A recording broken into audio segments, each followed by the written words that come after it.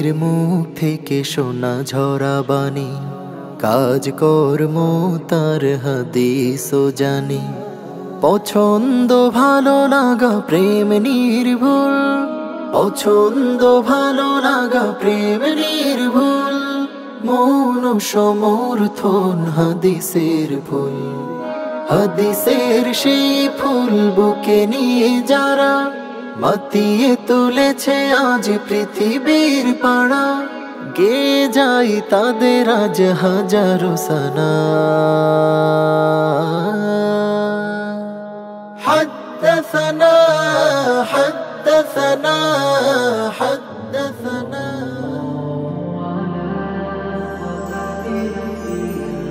আসসালামু আলাইকুম ওয়া রাহমাতুল্লাহি ওয়া বারাকাতুহু। বিসমিল্লাহ ওয়াল হামদুলিল্লাহ ওয়াস সালাতু ওয়াস সালামু আলা রাসূলিল্লাহ ওয়া বা'দ।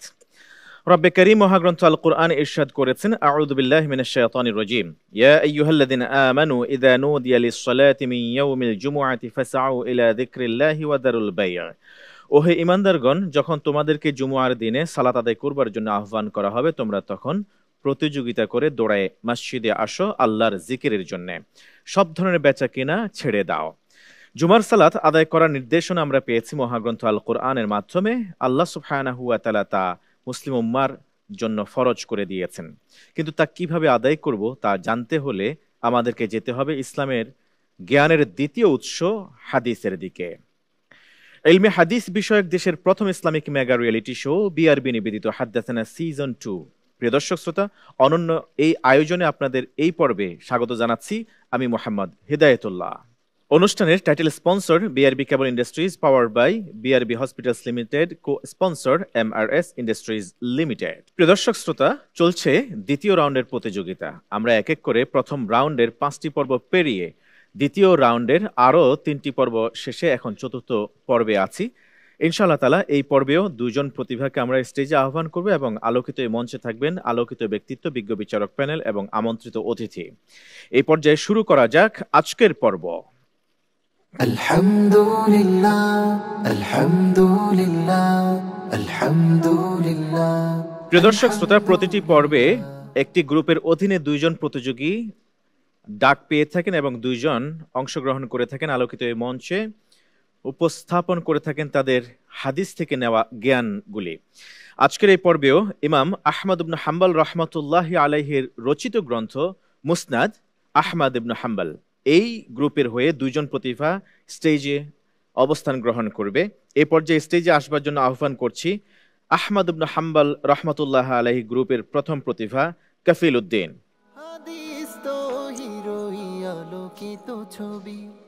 আসসালামু আলাইকুম ওয়া রাহমাতুল্লাহি ওয়া বারাকাতুহু।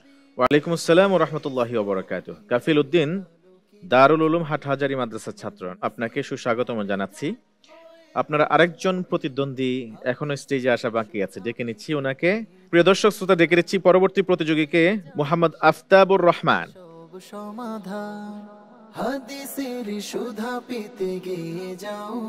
আসসালামু আলাইকুম ওয়া রাহমাতুল্লাহি ওয়া বারাকাতুহু।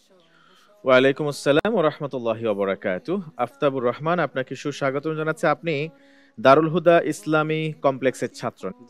প্রিয় দর্শক শ্রোতা, দ্বিতীয় রাউন্ডের 10ম পর্বের আজকের এই প্রতিযোগিতায় আলোকিত মঞ্চে থাকবেন বিজ্ঞ বিচারক প্যানেল এবং আমন্ত্রিত অতিথি। এই পর্যায়ে বিজ্ঞ বিচারক প্যানেলকে স্টেজে এসে আসন গ্রহণ করার জন্য অনুরোধ করছি এবং সাথে আসবেন আজকের আমন্ত্রিত অতিথি।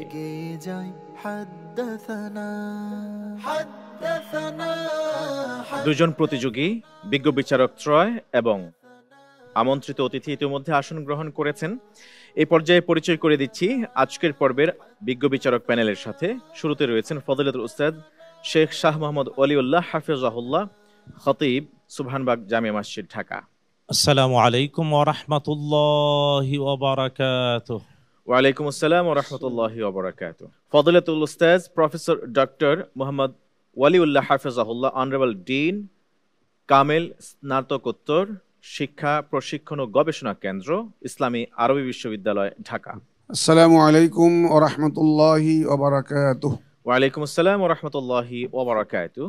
আরও আছেন ফজিলতুল উস্তাদ ডক্টর মাওলানা মহিউদ্দিন আহমদ হাফিজাহুল্লাহ, অনারেবল প্রিন্সিপাল, মিসবাহুল উলুম কামিল মাদ্রাসা, ঢাকা। আসসালামু আলাইকুম রহমতুল্লাহি ওবারাকাতুহ। ওয়ালাইকুম আসসালাম ও রহমতুল্লাহি ওয়া বারাকাতুহু। বিজ্ঞ বিচারকত্রয় আপনাদেরকে দশম পর্বের এই চমৎকার আয়োজনে সুস্বাগতম জানাচ্ছি। বিজ্ঞ বিচারক পরিচয় পর্ব শেষে এই পর্যায়ে পরিচয় করে দিচ্ছি আজকের পর্বের আমন্ত্রিত অতিথির সাথে। আমন্ত্রিত অতিথি আব্দুল্লাহ আল নোমান, ইসলামী বিশ্ববিদ্যালয় কুষ্টিয়ার ছাত্র এবং হাদ্দাসানা সিজন 1 এর অন্যতম শক্ত প্রতিভা। আসসালামু আলাইকুম ওয়া রাহমাতুল্লাহি ওয়া বারাকাতুহু। ওয়ালাইকুম আসসালাম ও রহমতুল্লাহি ওয়া বারাকাতুহু। আপনাকে সুস্বাগতম জানাচ্ছি। অতিথি পরিচয় পর্ব শেষে এই পর্যায়ে শুরু করব আজকের প্রথম সেগমেন্ট, হুজ্জিয়াতুল হাদিস।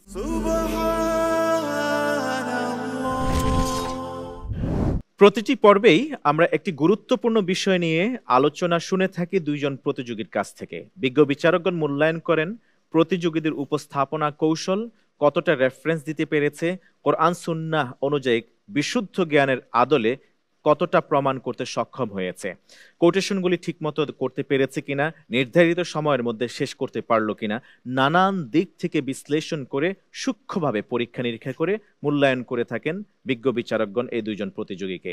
তারই ধারাবাহিকতায় আজকে একটি গুরুত্বপূর্ণ বিষয় আমরা নির্বাচন করেছি, তা হচ্ছে সলাতুল জুমুআ।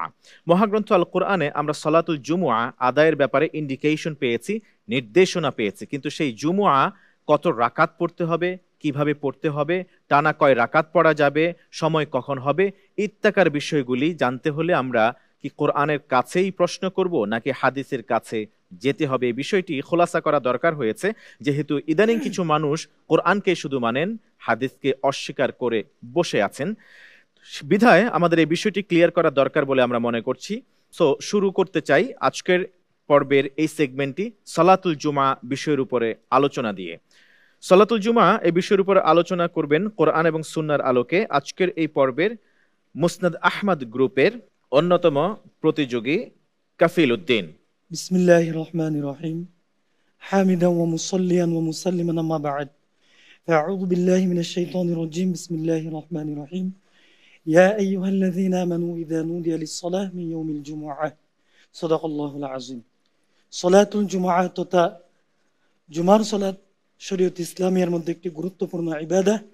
এ সম্পর্কে আল্লাহ সুবহানাহু ওয়া তাআলা সূরাতুল জুমার 9তম আয়াতের মধ্যে বলেছেন, হে ঈমানদারগণ, যখন জুমার দিনে সালাতের জন্য আহ্বান করা হয় তখন তোমরা আল্লাহ তাআলার যিকিরের দিকে দ্রুত অগ্রসর হও এবং ক্রয় বিক্রয় ছেড়ে দাও, এটাই তোমাদের জন্য উত্তম যদি তোমরা এটা জানতে। আল্লাহ সুবহানাহু ওয়া তাআলা পবিত্র কালামুল্লাহ শরীফে শুধুমাত্র জুমার সালাতের কথা উল্লেখ করেছে, তবে জুমার সালাত কত রাকাত পড়তে হবে, কিভাবে পড়তে হবে এবং কখন পড়তে হবে এ বিষয়ে আল্লাহ সুবহানাহু ওয়া তাআলা পবিত্র কালামুল্লাহ শরীফের কোনো আয়াতের মধ্যে উল্লেখ করেন নাই। এ বিষয়ে যদি আমাদেরকে বিস্তারিত জানতে হয় অবশ্যই আমাদেরকে ফিরে যেতে হবে হযরত মুহাম্মদ আরবি সাল্লাল্লাহু আলাইহি ওয়াসাল্লামের হাদিসের দিকে। হাদিসের মধ্যে যদি আমরা দেখি, আল্লাহ রাসূল সাল্লাল্লাহু আলাইহি ওয়াসাল্লাম 2 রাকাত সালাতুল জুমা আদায় করতেন। ইমাম বুখারী, ইমাম মুসলিম রাহমাতুল্লাহ আলাইহি তাদের সেই গ্রন্থের মধ্যে উল্লেখ করেছেন আব্দুল্লাহ ইবনে উমর থেকে, তিনি বলেন, قال كان رسول الله صلى الله عليه وسلم يصلي يوم الجمعة ويقرأ فيهما। রাসূল করিম সাল্লাল্লাহু আলাইহি ওয়াসাল্লাম জুমার দিনে 2 রাকাত নামাজ আদায় করতেন এবং উভয় রাকাতের মধ্যে কিরাত পড়তেন। কোন কোন কিরাত পড়তেন এই বিষয়ে নু'মান ইবনে বশীর থেকে একটি বর্ণিত, كان النبي صلى الله عليه وسلم يقرأ في صلاة العيدين والجمعة بسبح اسم ربك الأعلى وهل أتاك حديث الغاشية। অর্থাৎ আল্লাহ রাসূল সাল্লাল্লাহু আলাইহি ওয়াসাল্লাম সাব্বিহ ইসমা রাব্বিকাল আ'লা হাল আতাকা হাদিসুল গাশিয়া এই দুটি কিরাত পড়তেন।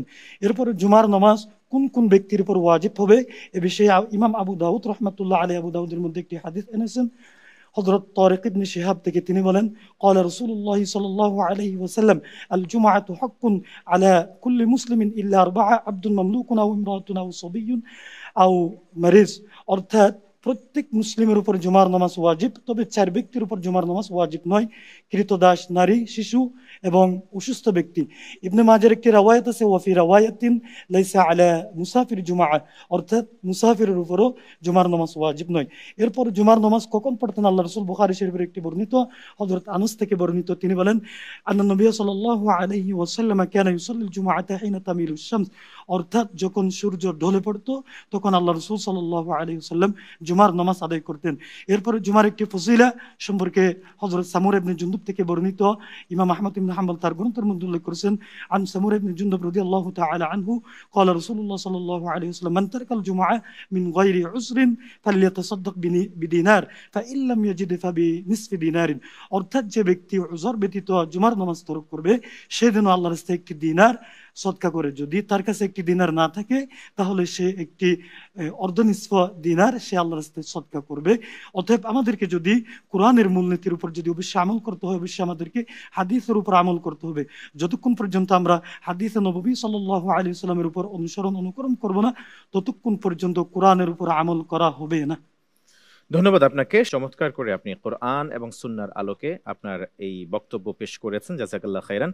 প্রিয় দর্শক শ্রোতা, আমরা যেটা জানলাম আমাদের প্রতিযোগীর কাছ থেকে যে আল্লাহ তাআলা ইন্ডিকেশন দিয়েছেন কোরআনে সালাতুল জুমা আদায় করবার জন্য, আর বাকি সব কিছুই আমরা ব্যাখ্যা আকারে পেয়েছি হাদিসের মধ্যে। এই জন্য হাদিসকে বলা হয়ে থাকে কোরআনের সরাসরি ব্যাখ্যা গ্রন্থ। এবার আমরা নির্ধারিত বিষয় সালাতুল জুমার উপরে আরো আলোচনা শুনবার জন্য যাব আমাদের অন্যতম প্রতিযোগী মুহাম্মদ আফতাবুর রহমানের কাছে। তার জন্য বরাদ্দ সময় মাত্র 3 মিনিট। শুরু করা যাক। বিসমিল্লাহ والصلاة والسلام على رسول الله أما بعد قال الله تعالى في سورة الجمعة يا أيها الذين آمنوا إذا نودي للصلاة من يوم الجمعة فاسعوا إلى ذكر الله إلى آخر الآية. وعن عمر رضي الله عنه قال قال رسول الله صلى الله عليه وسلم صلاة الجمعة ركعتان وصلاة الفطر ركعتان وصلاة الأضحى ركعتان رواه أبو داود. আলহামদুলিল্লাহ, সালাতুল জুমআ বা জুমার সালাত ইসলামে অত্যন্ত গুরুত্বপূর্ণ একটা ইবাদত। আল্লাহ সুবহানাহু ওয়া তাআলা সূরা জুমায় উল্লেখ করেন, ইয়া আইয়ুহাল্লাযীনা আমানু ইযা নুদিয়া লিস-সালাতি মিন ইয়াউমিল জুমআহ, অর্থাৎ হে ঈমানদারগণ, যখন তোমাদেরকে জুমার দিনে সালাতের জন্য আহ্বান করা হবে তখন ফাসআউ ইলা যিকরিল্লাহ, তখন তোমরা আল্লাহর স্মরণের দিকে ধাবিত হও, অগ্রসর হও। আল্লাহ সুবহানাহু ওয়া তাআলা পুরো কোরআনে শুধুমাত্র একটি জায়গায় এই সলাতুল জুমা বা জুমার সলাতের কথা উল্লেখ করেছেন। স্বভাবতই যেহেতু একটি স্থানে উল্লেখ করেছেন, এই কারণে মনের মধ্যে আরও অনেক প্রশ্ন এসে জমাট বাঁধে যে সলাতুল জুমা কত রাকাত, এর সময় কীরকম হবে, এটা লম্বা করে পড়তে হবে না সংক্ষিপ্ত আকারে পড়তে হবে, বা এর গুরুত্ব, এর বিধান কীরকম ইত্যাদি অনেকগুলো প্রশ্ন আমাদের মনের মধ্যে উকি দেয়। এগুলোর একটিরও উত্তর আল্লাহ সুবহানাহু ওয়া তাআলা কোরআনে উল্লেখ করেননি। এর হিকমা কি? কেন আল্লাহ তাআলা এরকম প্রশ্নের উত্তর দেননি? গবেষণা করলে দেখা যায় যে আল্লাহ সুবহানাহু ওয়া তাআলা এই শত শত প্রশ্নের উত্তর দেননি। এর একটি কারণ হচ্ছে যে আল্লাহ সুবহানাহু ওয়া তাআলা মূলনীতি বা কিছু সূত্র কোরআনে উল্লেখ করেছেন। এই সূত্র রাসূল সাল্লাল্লাহু আলাইহি ওয়াসাল্লাম গ্রহণ করে সেগুলো বাস্তবিকভাবে, প্রায়োগিকভাবে রাসূল সাল্লাল্লাহু আলাইহি ওয়াসাল্লাম মানুষকে শিক্ষা দিবেন। এই কারণে আল্লাহ সুবহানাহু ওয়া তাআলা শত শত প্রশ্ন মানুষের মনের মধ্যে রেখে দিয়েছেন, যাতে করে কোরআনে সেগুলো না পেলেও হাদিসে পাওয়া যায়। এই জন্য সলাতুল জুমার সংক্ষিপ্ত আকারে কোরআনে পাওয়া গেলেও বিস্তারিত আমরা হাদিসে পাই। যেমন ওমর রাদিয়াল্লাহু আনহু থেকে বর্ণিত, তিনি বলেন রাসূল সাল্লাল্লাহু আলাইহি ওয়াসাল্লাম বলেছেন, সলাতুল জুমআতি রাকাতান, জুমার সালাতের সংখ্যা হলো 2 রাকাত, ও সলাতুল ফিতরি রাকাতান ও সলাতুল আযহা রাকাতান।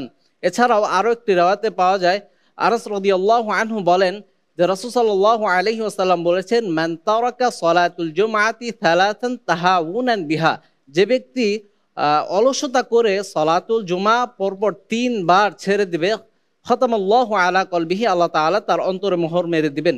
এই জন্যে সলাতুল জুমার গুরুত্ব, সলাতের রাকাত, জুমার সংখ্যা যদি জানতে চাই তাহলে আমরা কোরআনে পাবো না। এর জন্য আমাদেরকে ফিরে যেতে হবে হাদিসের দিকে। এজন্য কেউ যদি বলে যে আমি শুধু কোরআনকেই মানবো, হাদিস মানবো না, তাহলে আমি তাকে প্রশ্ন করতে যাই, তাহলে আপনি বলেন আমরা সলাতুল জুমা কিভাবে আদায় করব, কত রাকাত আদায় করব, একজন মুসাফিরের জন্য সলাতুল জুমার হুকুম কি, ইত্যাদি প্রশ্ন যদি আমি তাকে করি তাহলে নিশ্চিতভাবে বলা যায় যে শুধু কোরআন থেকে সে উত্তর দিতে পারবে না।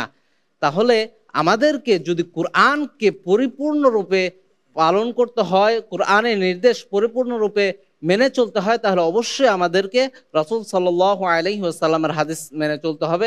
আল্লাহ সুবহানাহু ওয়া তাআলা আমাদের সকলকেই কোরআন মানার পাশাপাশি হাদিস মানার তৌফিক দান করুক। আল্লাহুম্মা আমিন। আমিন। ধন্যবাদ আপনাকে মোহাম্মদ আফতাবুর রহমান, চমৎকার করে আপনি কোরআন সুন্নাহ থেকে তুলে ধরলেন জুমুয়া সালাত কোন কোন সূরার মাধ্যমে পড়তে হয়, কত রাকাত পড়তে হবে, ঈদের সালাত এবং ঈদুল ফিতর আজহার কথা আপনি বলেছেন। জাযাকাল্লাহ খাইরান। আমরা যাব এই বিষয়ে সার্বিক মূল্যায়নের জন্য বিজ্ঞ বিচারকের কাছে। জি, কিভাবে মূল্যায়ন করবেন? আলহামদুলিল্লাহ, তারা তাদের সাধ্য মতো দলিল দিয়ে প্রমাণ করার চেষ্টা করেছে। আল কোরআন আল কারীম সূরাতুল জুমআতে আল্লাহ তাআলা জুমার কথা বলেছেন। রাসূলুল্লাহ সাল্লাল্লাহু তাআলা আলাইহি ওয়াসাল্লাম মদিনায় হিজরতের পরেই প্রথম জুমা আদায় করেছেন বনি সালিম বিন আউফ গোত্রী। জোহরের সময়ে 2টি খুতবা আর 2 রাকাত নামাজ। বাস্তবে জোহর 4 রাকাত, কিন্তু জুমা হলো 2 রাকাত এবং 2টি খুতবা। তো এটা সত্যি মানে ওরা যেভাবে দলিল দিয়ে তুলে ধরেছে, আমাদের প্রত্যেকটি দর্শক শ্রোতার এটা বোঝা উচিত যে আল কোরআন আল কারীমের বাস্তব ব্যাখ্যা হলো মুহাম্মাদুর রাসূলুল্লাহ সাল্লাল্লাহু তাআলা আলাইহি ওয়াসাল্লামের জীবন, তার সুন্নাহ বা তার পবিত্র কথা, পবিত্র কাজ, পবিত্র সমর্থন আর পবিত্র গুণাবলী।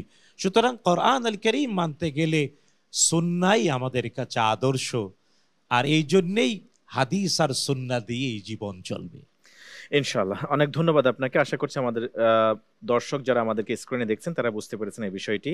আল্লাহ সুবহানাহু ওয়া তাআলা আমাদেরকে আমাদের সর্বাঙ্গীন জীবনে মহাগ্রন্থ আল কোরআনের ব্যাখ্যা গ্রন্থ, হাদিসের বিশুদ্ধ গ্রন্থগুলি অনুসরণ করার তৌফিক দান করুন, আমিন। প্রিয় দর্শক শ্রোতা, আপনারা দেখছেন ইলমে হাদিস বিষয়ক দেশের প্রথম Islamic mega reality show BRB নিবেদিত হাদ্দাসানা সিজন 2। অনুষ্ঠানের title sponsor BRB Cable Industries, powered by BRB Hospitals Limited, cosponsor MRS Industries Limited. প্রিয় দর্শক শ্রোতা, এই পুরো অনুষ্ঠানটির আয়োজক হিসেবে রয়েছে ওয়াবিহি ক্বালা হাদ্দাসানা। চলছে দ্বিতীয় রাউন্ডের প্রতিযোগিতা, আজ 10ম পর্ব। আজকের গ্রুপের নামকরণ করা হয়েছে মুসনাদ আহমদ নামে।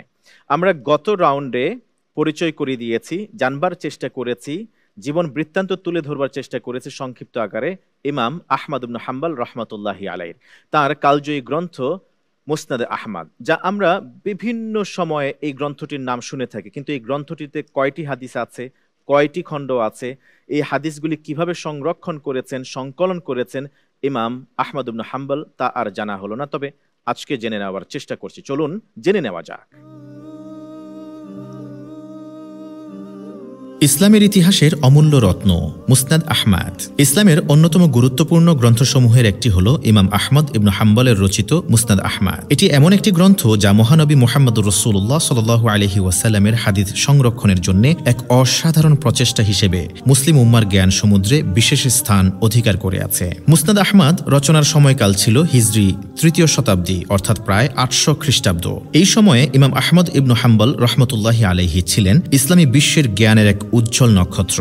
তিনি শৈশব থেকে ইলম চর্চা শুরু করেন এবং বিশাল হাদিসের ভান্ডার থেকে নির্ভুল ও বিশুদ্ধ হাদিস সংগ্রহ করতে জীবনের শেষ সময়টি ব্যয় করেন।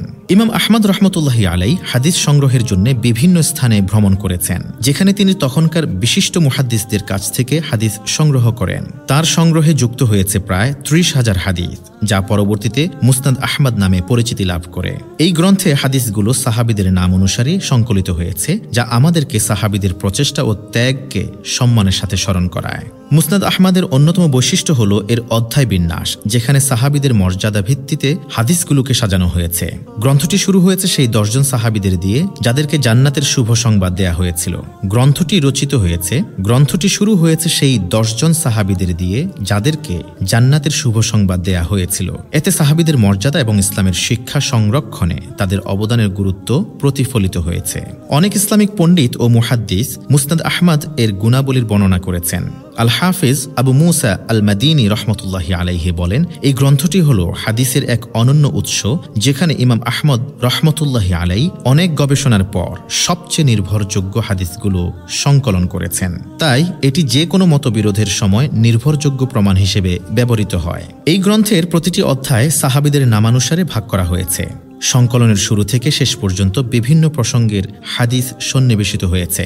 মুসনাদ আহমদে গ্রন্থিত হাদিসগুলো গবেষকদের জন্য এক বিশাল জ্ঞান ভাণ্ডার, যা বিভিন্ন সময়ের বিভিন্ন আলেম ব্যাখ্যা করেছেন এবং এর উপর নির্ভর করে বহু কিতাব রচিত হয়েছে। মুসনাদে আহমদ নিয়ে বেশ কিছু ব্যাখ্যা গ্রন্থ লেখা হয়েছে, যার মধ্যে উল্লেখযোগ্য হল আল মুআজামুল কাবীর এবং তাহকিক মুসনাদ ইমাম আহমদ। এই ব্যাখ্যা গ্রন্থগুলো ইমাম আহমদের দৃষ্টিভঙ্গি এবং সংকলনের বৈশিষ্ট্যগুলোকে আরও বিশদভাবে তুলে ধরেছে। আধুনিক যুগে হাদিস গবেষণায় মুসনাদ আহমদ একটি অপরিহার্য উৎস হিসেবে গৃহীত। ইসলামের বিভিন্ন শাখায়, বিশেষত হাদিস ও ফিকহে, এটি অত্যন্ত গুরুত্বপূর্ণ ভূমিকা পালন করে। অনেক ইমাম ও আলেম এই গ্রন্থটির প্রামাণিকতা এবং গুরুত্বের উপর আলোকপাত করেছেন। মুসনাদ আহমদ ইসলামের ইতিহাসে এক অনন্য সংকলন, যা আমাদের মহানবীর বাণীকে সংরক্ষণ করেছে এবং যুগ যুগ ধরে আলেম ও সাধারণ মানুষকে উপকৃত করেছে। এটি আমাদের কাছে একটি মহান উপহার, যা ইমাম আহমদ ইবনু হাম্বল রহমতুল্লাহি আলাইহির অক্লান্ত পরিশ্রমের ফল। আমরা জানলাম ইমাম আহমদ ইবনু হাম্বল রহমতুল্লাহি আলাইহি রচিত গ্রন্থ মুসনাদ আহমদকে। আল্লাহ সুবহানাহু ওয়া তাআলা এই গ্রন্থে বর্ণিত হাদিসগুলোর উপর আমাদেরকে আমল করার তৌফিক দান করুন। প্রিয় দর্শক শ্রোতা, এই ডকুমেন্টারি থেকে অনুষ্ঠানের শেষে আপনাদের জন্য থাকছে সহজ একটি প্রশ্ন। সঠিক উত্তর দিয়ে জিতে নিতে পারেন সবুজপত্র পাবলিকেশনসের পক্ষ থেকে আকর্ষণীয় গিফট হ্যাম্পার। প্রশ্নটি জানতে থাকতে হবে আমাদের সাথে আজকের পর্বের শেষ পর্যন্ত। প্রিয় দর্শক শ্রোতা, এই পর্যায়ে যাচ্ছি পরবর্তী সেগমেন্ট, অর্থাৎ দ্বিতীয় সেগমেন্টের আজকের এই আয়োজনে। এবারের সেগমেন্ট হিফজুল হাদিস। হিফজুল হাদিসের এই সেগমেন্টে প্রতিযোগীদের জন্য এই রাউন্ডে বিষয়ভিত্তিক হাদিস উপস্থাপন করা, এটি হলো নিয়ম। ওয়াবিহি ক্বালা হাদ্দাসানা প্রকাশন থেকে প্রকাশিত গ্রন্থ হাদিসে কুদসি, যেখানে সব মতের ঊর্ধ্বে উঠে বিশুদ্ধতার মানদণ্ডে উত্তীর্ণ এমন 170টি হাদিস স্থান পেয়েছে। সেখান থেকে শেষের দিক থেকে 100 হাদিস এবারে সিলেবাসভুক্ত করা হয়েছে প্রতিযোগীদের জন্য সিজন 2 এর। সেখান থেকে বিজ্ঞ বিচারক 2 জন পরপর 2 জন প্রতিভাকে 2টি প্রশ্ন করবেন বিষয় ভিত্তিক। বিষয় বলে দিবেন, সেই বিষয়ের উপরেই প্রতিযোগীদেরকে অর্থ সহকারে হাদিস উপস্থাপন করতে হবে। তবে শুরু করা যাক এ পর্যায়ে। দারুল উলুম হাটহাজারী মাদ্রাসার ছাত্র কাফিল উদ্দিনকে প্রশ্ন করবেন ফদিলাতুল উস্তাজ প্রফেসর ডক্টর মোহাম্মদ ওলিউল্লাহ হাফিজাহুল্লাহ, বিজ্ঞ বিচারক। আসসালামু আলাইকুম রহমতুল্লাহ। কাফিল উদ্দিন কেমন আছো? জি আলহামদুলিল্লাহ ভালো আছি। প্রস্তুত? জি। প্রশ্ন উত্তর দেওয়ার জন্য? আচ্ছা, তোমার জন্য প্রশ্ন হচ্ছে, বান্দার জন্য আল্লাহ তাওবা এবং রহমতের দুয়ার খুলে রেখেছেন। এই প্রসঙ্গে যে হাদিসে কুদসিটি আছে, এটি তুমি উল্লেখ করো এবং অনুবাদ করো। বিসমিল্লাহির রহমানির রহিম। عن ابن عباس رضي الله تعالى عنه أنه قال: قالت قريش للنبي صلى الله عليه وسلم: ادع لنا ربك أن يجعل لنا الصفا ذهبا ونؤمن بك. قال: وتفعلون؟ قالوا: نعم. قال: فدعا فأتاه جبريل فقال: إن ربك عز وجل يقرأ عليك السلام ويقول لك: إن شئت أصبح لهم الصفا ذهبا، فمن كفر بعد ذلك منهم عذبته عذابا لا أعذبه أحدا من العالمين، وإن شئت فتحت لهم باب التوبة والرحمة. قال: بل باب التوبة والرحمة. অর্থ, হযরত আব্দুল্লাহ ইবনে আব্বাস থেকে বর্ণিত, তিনি বলেন, কুরাইশরা নবী করিম সাল্লাল্লাহু আলাইহি ওয়াসাল্লামের দরবারে এসে বলল, হে নবী, আপনি আমাদের জন্য আল্লাহর দরবারে দোয়া করুন, পাহাড়কে যেন, উহুদ পাহাড়কে যেন আমাদের জন্য, সফা পাহাড়কে যেন আমাদের জন্য স্বর্ণে পরিণত করে দিই। তখন আল্লাহ রাসূল বললেন, ওয়ানুমিনু বিক, আমরা আপনার উপর ঈমান আনবো। তখন আল্লাহ রাসূল বললেন, তোমরা কি করবে? তখন তারা বলল, হ্যাঁ অবশ্যই আমরা আপনার উপর ঈমান নিয়ে আসবো। তখন আল্লাহ রাসূল সাল্লাল্লাহু আলাইহি ওয়াসাল্লাম তাদের জন্য দোয়া করলেন। ইতিমধ্যে জিবরিল আলাইহিস সালাম আল্লাহর দরবারে আসলেন। আসার পরে বলতেছেন, ইয়া রাসূলুল্লাহ, ইয়া হাবিবাল্লাহ, আপনার উপর আল্লাহ তাআলা সালাম প্রেরণ করেছেন এবং আপনাকে আল্লাহ তাআলা বলেছেন, ইন শি'তা আসবাহা লাহুমুস সাফা যাহাবা, যদি আপনি তাদের জন্য সফা পাহাড়কে যদি স্বর্ণে পরিণত করতে চান তাহলে আল্লাহ তাআলা করে দিবে। তবে ফামান কাফারা বা'দা যালিকা মিনহুম, এরপর যদি কেউ অস্বীকার করে বা কুফরি করে, তাদেরকে এমন এক আযাব দিবে যে আযাব পৃথিবীতে আর কাউকে দেয়া হয়নি। এরপরে জিবরিল আলাইহিস সালাম বললেন, ওয়া ইন শি'তা ফাতাহতু লাহুম বাবাত তাওবাতি ওয়ার রাহমা, যদি আপনি চান তাওবা এবং রহমতের দরজা, তাহলে আপনি কল বাল বাবুত তাওবাতি ওয়ার রাহমাহ, তাহলে আপনি তাওবা এবং রহমতের দরজা চাইতে পারেন। হাদিসটি কোন গ্রন্থে উদ্ধৃত হয়েছে তা বলা হয়নি। হাদিসটি মুসনাদ আহমদের মধ্যে এসেছে। জাযাকাল্লাহ খায়রান। বিজ্ঞ বিচারক, আপনার অভিমত। মাশাআল্লাহ, সুন্দর হয়েছে। তো আব্দুল্লাহ ইবনে আব্বাস, সাহাবী আব্দুল্লাহ ইবনে আব্বাসের নাম বলার পরে কি বলতে হয়? রাদিয়াল্লাহু তাআলা আনহু, রাদিয়াল্লাহু তাআলা আনহুমা। রাদিয়াল্লাহু তাআলা আনহুমা। হ্যাঁ, তুমি বলেছো রাদিয়াল্লাহু তাআলা আনহু, আনহুমা কেন বলতে হবে? ওই যে বাব্বেটা উভয়জন সাহাবী। হ্যাঁ, অনুবাদ সুন্দর হয়েছে, হাদিসের হেফজ সুন্দর হয়েছে। এই উম্মতের এটা আমাদের রাসূল সাল্লাল্লাহু আলাইহি ওয়াসাল্লামের কাছে যে সাফাকে স্মরণ করার জন্য বলা হয়েছিল। জি। তো আল্লাহ বলছেন যে আমি স্মরণ করতে পারি, কিন্তু ঈমান না আনলে এমন শাস্তি দেব যে শাস্তি আর কাউকে দেয়নি। এটি ঈসা আলাইহিস সালামের উম্মতের ক্ষেত্রে ঘটেছিল, কোরআনে আছে এটা। জি, যে তারা ফাজআলনাহা নাকালান লিমা বাইনা ইয়াদাইহা ওয়া মা তারা দাবি করেছিল যে আনজালা আলাইনা মাইদাতাম মিনাস সামা তাকুনু লানা ঈদান। তো এভাবে তারাও কিছু দাবি দাওয়া করেছিল, আল্লাহ তাআলা একই উত্তর দিয়েছিলেন, মানে কোরআনে কারিমে আছে। আর আমাদের উম্মতেরটা সেটা হাদিসে কুদসিতে আছে। তো এই হাদিস থেকে আমাদের শিক্ষণীয় হচ্ছে যে আমরা কোনো শর্তে ঈমান আনবো না। তোমার রব যদি আমাদের এই সাফাকে স্মরণ করে দেয়, আমরা ঈমান আনবো। আল্লাহ তাআলার উপর ঈমান আনার জন্য কোনো শর্ত আরোপ করা যাবে না। এই হাদিস থেকে আমাদের শিক্ষা গ্রহণ করতে হবে। তো চমৎকার বলেছেন, এগিয়ে যাও। ধন্যবাদ আপনাকে বিজ্ঞ বিচারক।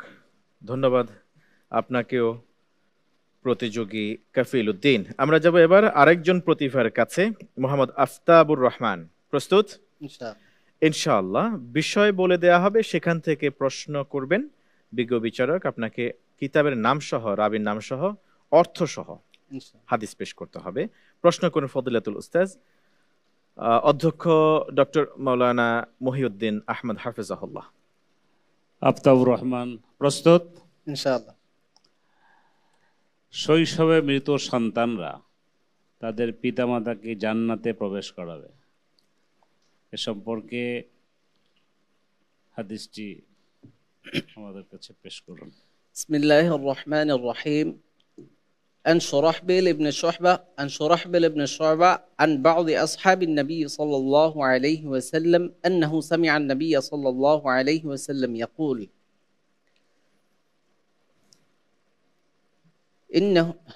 إنه يقال للولدان يوم القيامة ادخلوا الجنة فيقولون يا ربي حتى يدخل آباؤنا وأمهاتنا قال فيأتون قال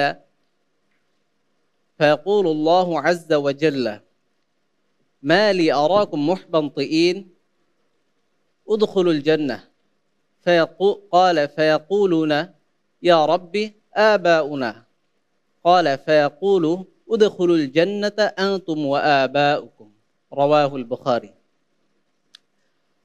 অর্থ, শুরাহবিল ইবনে শুয়বা থেকে বর্ণিত, তিনি রাসূল সাল্লাল্লাহু আলাইহি ওয়াসাল্লামের কোন এক সাহাবী থেকে বর্ণনা করেন, তিনি রাসূল সাল্লাল্লাহু আলাইহি ওয়াসাল্লামকে বলতে শুনেছেন, রাসূল সাল্লাল্লাহু আলাইহি ওয়াসাল্লাম বলেন, কিয়ামতের দিন নাবালক সন্তানদেরকে বলা হবে উদখুলুল জান্নাহ, যে তোমরা জান্নাতে প্রবেশ করো। তার বলবে, হে আমাদের রব, যতক্ষণ না পর্যন্ত আমাদের পিতামাতা জান্নাতে প্রবেশ না করবে, আমরাও জান্নাতে প্রবেশ করব না।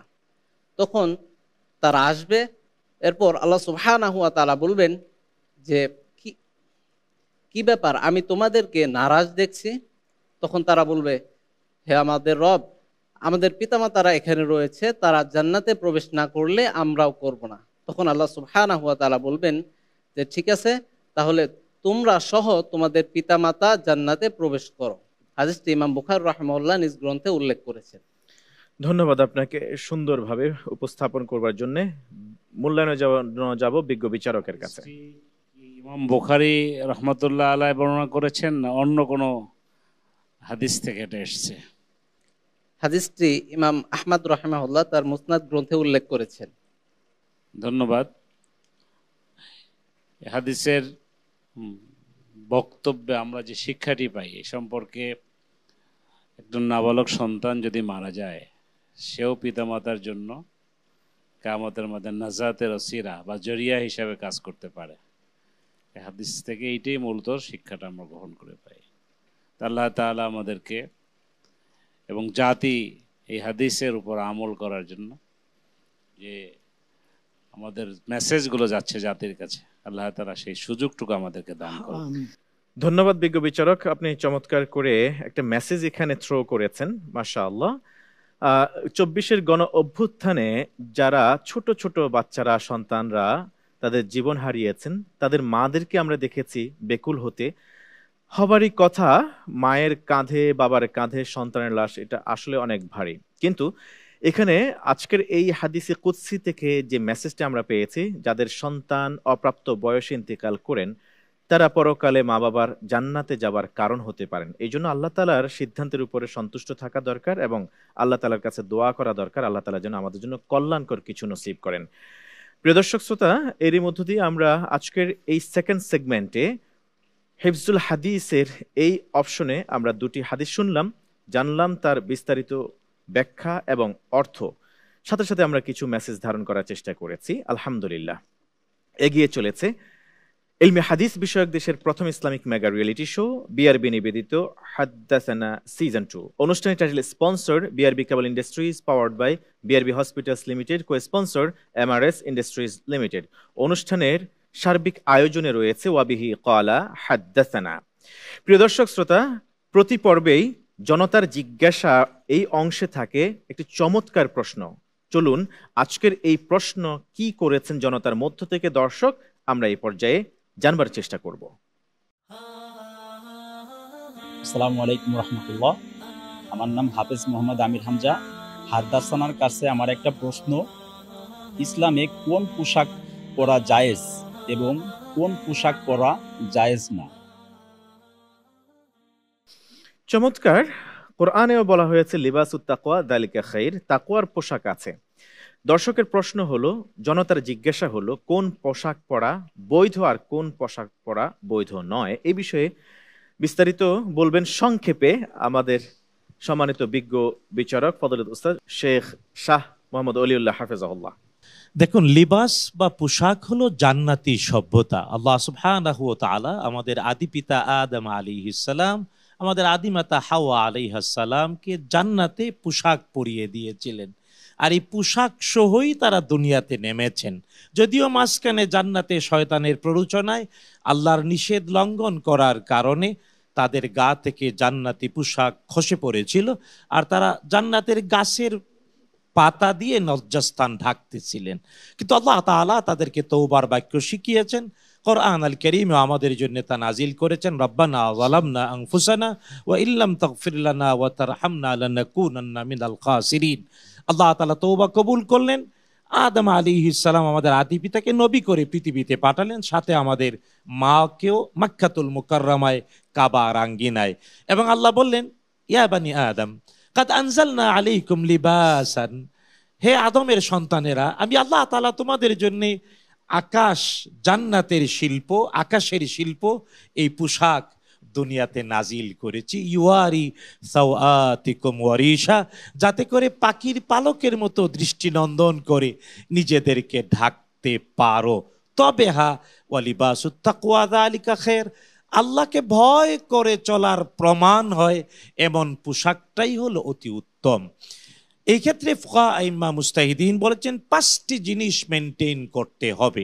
1 নাম্বার, সতর ঢাকা থাকতে হবে। নারীর জন্য সতর, পুরুষের জন্য সতর, ঢাকবে পোশাক দিয়ে। 2 নাম্বার, ওই পোশাকটা এত টাইট হবে না যাতে চামড়ার সাথে মিশে গিয়ে শরীরের কাঠামো বাহির থেকে প্রকাশ হয়। 3 নাম্বার, ওই পোশাক এত হালকা হবে না যে ভিতরে কি আছে তা দেখা যায়, পোশাক ঢেকে রাখবে। 4, নারীর জন্য কিছু পোশাক রয়েছে, পুরুষের জন্য কিছু পোশাক রয়েছে। পুরুষ নারীর পোশাক পরবে না, আর নারীও পুরুষের পোশাক পরবে না। 5, কিছু কিছু ধর্ম তাদের নিজেদের জন্য ধর্মীয় লেবাস নির্ধারণ করেছে, যেমন ইহুদিদের একটা নির্দিষ্ট পোশাক, খ্রিস্টানদের একটি নির্দিষ্ট পোশাক, আমাদের যারা ব্রাহ্মণ তাদের একটা পোশাক, বৌদ্ধ তাদের পোশাক, ধর্মীয় পোশাক নির্ধারিত। তাই কোনো মুসলিম অন্য কোনো ধর্মের ধর্মীয় পোশাকটা গ্রহণ করবে না। পরিশেষে আরেকটা জিনিস আলাদা পুরুষদের জন্য, তা হলো পুরুষরা টাকনু ঢেকে যায় এমন লুঙ্গি, পায়জামা বা প্যান্ট পরবে না। এই কয়টা হলো পোশাকের ব্যাপারে নির্দেশনা। এর বাহিরে, এই বৈশিষ্ট্যগুলোর বাহিরে যে কোনো পোশাক সবাই পড়তে পারে। আল্লাহু আ'লাম বিসসাওয়াব। ধন্যবাদ আপনাকে। পোশাকের রঙের ব্যাপারে কোনো নির্দেশনা আছে কিনা? পোশাকের রং, হ্যাঁ, পোশাকের কালার এবং রঙের ব্যাপারে নির্দেশনা রয়েছে। কারণ জান্নাতীদের পোশাক হবে সবুজ। রাসূলুল্লাহ সাল্লাল্লাহু তাআলা আলাইহি ওয়াসাল্লাম সাদা রঙের পোশাক বেশি পছন্দ করেছেন। আর হ্যাঁ, অন্য ধর্মের পোশাকের মধ্যে 2-3টা রং আছে, যে রঙগুলো রাসূলুল্লাহ সাল্লাল্লাহু আলাইহি ওয়াসাল্লাম, যেমন বৌদ্ধদের একটা নির্দিষ্ট কালার আছে, ওই কালারটা মুসলিম মুমিন গ্রহণ করবে না। তবে পাশাপাশি আরেকটা জিনিস, এটা হলো যে পোশাকের ব্যাপারে মানুষজন বা সমাজ বা উর্ফ, মানে আমাদের ভালো মানুষদের সমাজে প্রচলিত যে জিনিসটা, ভালো সমাজে ভালো মানুষদের কাছে প্রচলিত যে জিনিস, ইসলাম এটাকে সম্মান করে। যেমন পৃথিবীর অনেক দেশে, আমাদের বাংলাদেশে অবশ্য উলামারা আপনার মতো বা সুন্দর টুপি, তারপরে শেরওয়ানি বা লম্বা পাঞ্জাবি আমাদের প্রতিযোগীরা যেভাবে পড়েছে, পাগড়ি, কিন্তু পৃথিবীর অনেক দেশ আছে মুসলিম উলামারা হয়তো সাফারি পড়ছে, হয়তো প্যান্ট কোট টাই পড়ছে, ওই সমাজ এটাকে মেনে নিয়েছে। তো ওখানে আবার আমাদের বাংলাদেশের মানুষ যদি মনে করে এই পাঞ্জাবি, লম্বা হওয়া, পাগড়ি, তারপরে লম্বা টুপি, অথবা টুপির আবার অনেক ধরন আছে, এগুলা নিয়ে এটা কেবলই একান্ত বাতুল আমাদের মধ্যে, নিজেদের মধ্যে বিতর্কের বাস্তবতা। মূলত এগুলাকে নিয়ে বিতর্ক মুক্ত হয়ে সমাজে মানুষজন ইসলামের পোশাক বলে সম্মান করে, এটাকেও আমাদের ধারণ করা উচিত। ধন্যবাদ আপনাকে বিজ্ঞ বিচারক, চমৎকার করে আপনি উপস্থাপন করলেন।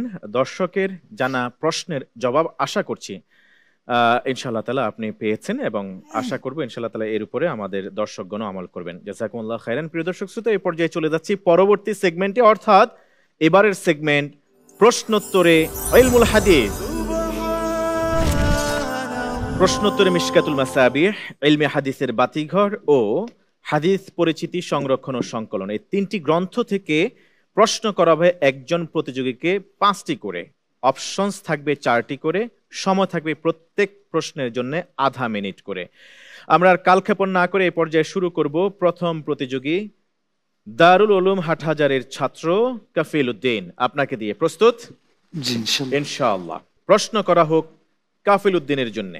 প্রথম প্রশ্ন, সৌদি আরবের কোন প্রদেশে রাসূলুল্লাহ সাল্লাল্লাহু আলাইহি ওয়াসাল্লামের জামানার একটি মুদ পাওয়া গিয়েছিল? অপশনস: ক মদিনা, খ তায়েফ, গ আল উলা, ঘ আল কাসিম। আলহামদুলিল্লাহ, আমি উত্তর হিসাবে বেছে নিচ্ছি ঘ, অর্থাৎ আল কাসিম। অপশন ঘ ফাইনাল? জি, আল কাসিম। ওকে, লক করে দেয়া হোক আল কাসিম। আপনার দেওয়া প্রশ্নের উত্তর অপশন ঘ আল কাসিম, এই উত্তরটি সঠিক হয়েছে। কাফিল উদ্দিন, মুদ বলতে আমরা কি বুঝি, আসলে এই বিষয়টা কি? মুদ বলতে বুঝি আমরা একটি কোন জিনিস মাপার নির্দিষ্ট একটি পাত্র, যেটা থেকে শরীয়তের অনেক কিছুই এটাকে মিন করেছে, যেমন ঈদ উল ফিতরের ফিতরার বিষয়টি। আচ্ছা প্রিয় দর্শক শ্রোতা, আপনারা যারা দেখছেন রমাদান শেষে যে ঈদ উল ফিতর আছে, তখন সাদাকাতুল ফিতর যারা দিবেন, তখন এই মুদটা, এই শব্দটা বেশি বেশি করে শুনবেন। বিশ্বনবী সাল্লাল্লাহু আলাইহি ওয়াসাল্লামের যুগে যে মালামাল পরিমাপ যন্ত্র হিসেবে ব্যবহার হতো, যেটাকে বা পাত্র হিসেবে ব্যবহার হতো, এটাকে মুদ বলা হতো। আর তেমনি নবীজি সাল্লাল্লাহু আলাইহি ওয়াসাল্লামের যুগের একটি মুদ পাওয়া গিয়েছিল আল কাসিম শহরে। আমরা যাব এবার পরবর্তী প্রশ্নে। আপনার জন্য দ্বিতীয় প্রশ্ন, কারো নিকট ৭৫টি গরু থাকলে তার যাকাত কি হবে? অপশনস: ক 2টি তাবিয়া, খ 2টি মুসিন্না, গ 1টি মুসিন্না ও 1টি তাবিয়া, ঘ 3টি তাবিয়া। আলহামদুলিল্লাহ, উত্তর গ 1টি মুসিন্না ও 1টি তাবিয়া। একটি মুসিন্না ও একটি তাবিয়া। ফাইনাল? জি ইনশাআল্লাহ। ইনশাআল্লাহ লক করে দেব। জি লক করে দেয়া হোক। অপশন গ, একটি মুসিন্না ও একটি তাবিয়া। আপনার এই উত্তরটি সঠিক হয়েছে। আলহামদুলিল্লাহ। আলহামদুলিল্লাহ। আপনার জন্য তৃতীয় প্রশ্ন। আবু দারদা রাদিয়াল্লাহু তাআলা আনহু থেকে বর্ণিত সর্বমোট কয়টি হাদিস সহিহ বুখারী ও সহিহ মুসলিমে স্থান পেয়েছে? অপশনস: ক 13টি, খ 10টি, গ 8টি, ঘ 18টি।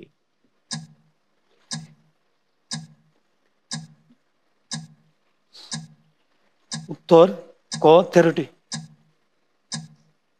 13টি। কোন কোন গ্রন্থে কয়টি আসছে আমরা কি লক করব? জি ইনশাআল্লাহ। ওকে, লক করে দেয়া হোক। অপশন ক 13টি। এবার বলুন কোন গ্রন্থে কয়টি আসছে? হযরত আবু দারদা রাদিয়াল্লাহু তাআলা আনহু থেকে বর্ণিত হাদিসের সংখ্যা হলো 179।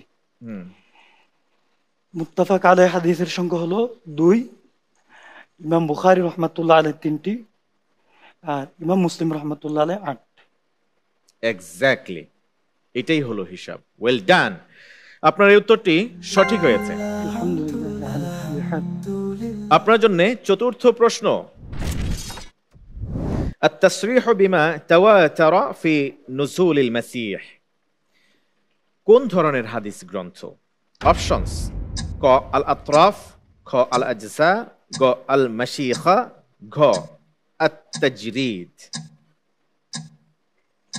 আলহামদুলিল্লাহ। উত্তর ঘ আল আজজা। আল আজসা। ফাইনাল? জি ইনশাআল্লাহ। লক করব? জি লক করা হোক। অপশন খ আল আজসা। التصريح بما تواتر في نزول المسيح এটি তাও আল আজ্জা ধরনের হাদিস গ্রন্থ। আল আজ্জা বলতে আমরা কি বুঝি? জি আলহামদুলিল্লাহ। আল আজজা বলতে হাদিসের ওই সমস্ত কিতাব গ্রন্থকে বলা হয় যে সমস্ত গ্রন্থের মধ্যে একজন ব্যক্তি থেকে বর্ণিত সকল হাদিসকে একত্রিত করা হয়, অথবা একটি বিষয়ে সংশ্লিষ্ট যত হাদিস আছে সবগুলোকে একত্রিত করা হয়, অথবা আরেকটা বিষয় আছে সেটা হলো একটি হাদিসের যত সনদ আছে সব সনদগুলোকে যে গ্রন্থের মধ্যে একত্রিত করা হয় এটাকে বলা হয় আল আজজা। মাশাআল্লাহ, ওয়েল ডান, ওয়েল ডান। আপনার এই উত্তরটিও সঠিক হয়েছে। আলহামদুলিল্লাহ। আপনার জন্য পঞ্চম বা শেষ প্রশ্ন। কোন মুহাদ্দিস বিহার অঞ্চলে শরফুদ্দিন আল মুনিরির হাদিস চর্চার কেন্দ্র থেকে শিক্ষা অর্জন করেছিলেন? অপশনস: ক জামালউদ্দিন উলুচি, খ শেখ মুজাফফর বলখি, গ শেখ ওয়াজিহুদ্দিন, ঘ মাওলানা খাজিগি কুরাবি। জি আলহামদুলিল্লাহ। উত্তর খ শেখ মুজাফফর বলখি রহমতুল্লাহ আলাইহি। শেখ মুজাফফর বলখি রহমতুল্লাহি আলাইহি। ফাইনাল? জি ইনশাআল্লাহ। লক করে দেয়া হোক। অপশন খ।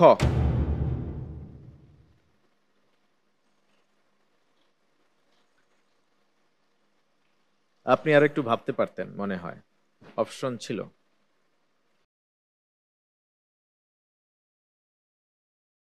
আপনার এই উত্তরটি সঠিক হয়েছে। আলহামদুলিল্লাহ আলা কুল্লি হাল। আলহামদুলিল্লাহ। অনেক অনেক ধন্যবাদ আমাদের প্রতিযোগী কাফিল উদ্দিনকে।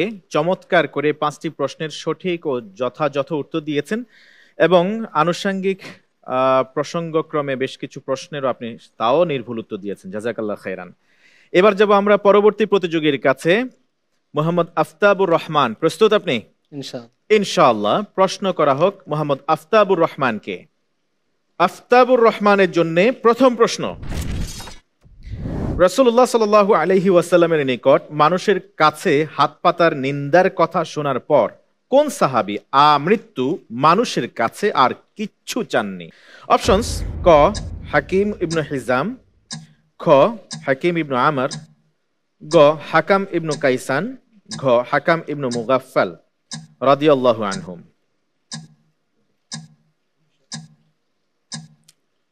জি, আমি উত্তর হিসাবে বেছে নিচ্ছি ক হাকিম ইবনে হিজাম রাদিয়াল্লাহু আনহু। লক করব? ইনশাআল্লাহ। লক করে দেওয়া অপশন ক।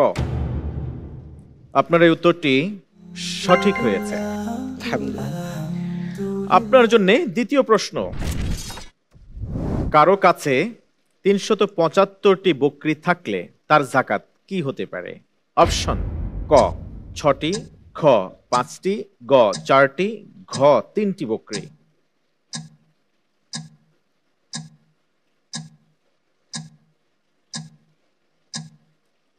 যে আমি আল্লাহর উপর ভরসা করে উত্তর হিসেবে বেছে নিচ্ছি ঘ 3টি বকরি।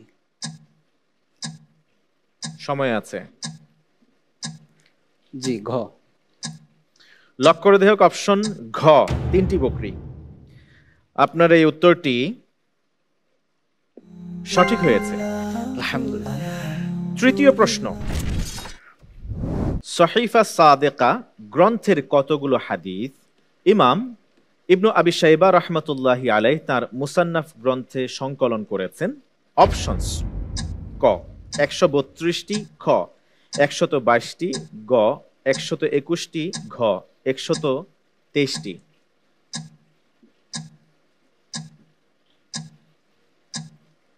জি, আমি উত্তর হিসেবে বেছে নিচ্ছি খ 122টি। ক না খ? খ। ফাইনাল? ইনশাআল্লাহ। লক করে দেখ অপশন খ 122টি।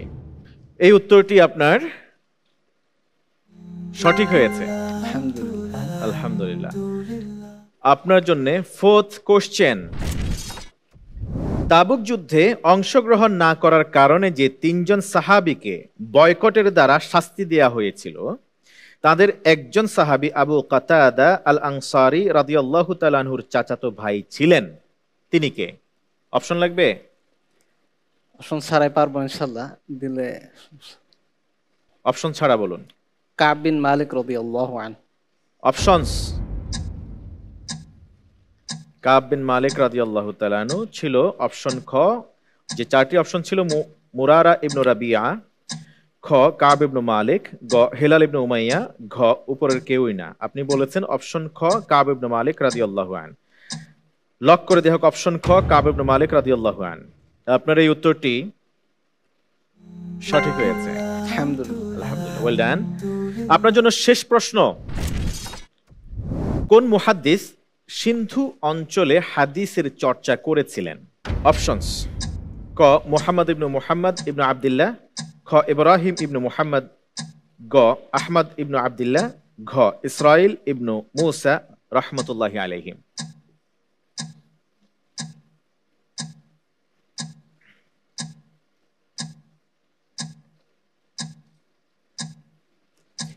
যে আমি আল্লাহর উপর ভরসা করে উত্তর হিসেবে বেছে নিচ্ছি ঘ ইসরাইল ইবনে মুসা রাহমাতুল্লাহি আলাইহি।